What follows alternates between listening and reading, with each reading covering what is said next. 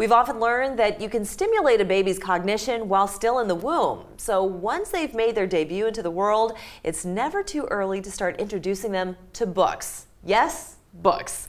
Joining us on a new pilot program is Devin Andrews, Associate Director of Community Engagement for Charleston County Public Library. Great to see you. Great to see you too. Books for infants? Books for babies, that's it. So that's what it's called, that's Books what it's for called. Babies. Tell us more about this program. Yes, so we've partnered with Reach Out and Read, who already works with pediatricians' offices to go over the importance of reading to babies from the jump, how to know when a baby's enjoying a book, a toddler's enjoying a book. So we partnered with them to pilot at 2 pediatricians' offices in Charleston County.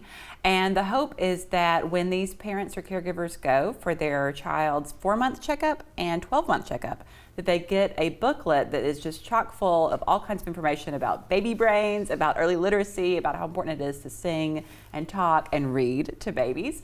And then in that booklet, there's a voucher that they can redeem at any Charleston County Public Library branch. We've got 18 branches all over the county for a free book to take home to keep. Oh, wow. Now, why books, though? Because we have often heard playing music, just the visual stimulation of making faces and things like that. It excites something within their brains and it helps them to develop. Absolutely. So why books? Yeah, if they don't know language yet. Right, I know. Yeah. Well, we know that even though babies can't talk back, that there's a ton of brain development going on those first 2 years of life. It is the time to really expose them to vocabulary, to create a love of books, because even if they don't understand the words yet, you know, that act of snuggling with mom or dad or their caregiver and reading books, like they learn to associate books with a good time, as being a good activity they enjoy.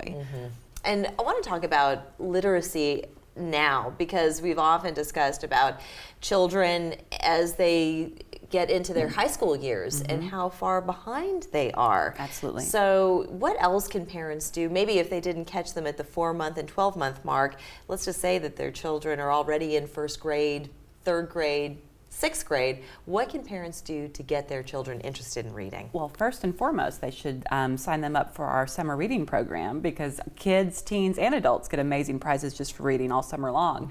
But beyond that, it's really about for the parent to model that reading is something they enjoy. If the kid sees the mom or dad doing it, they're more likely to say, hey, you know, that's something obviously that you're not being forced to do. You're doing that for fun. Maybe I should try that for fun. Right.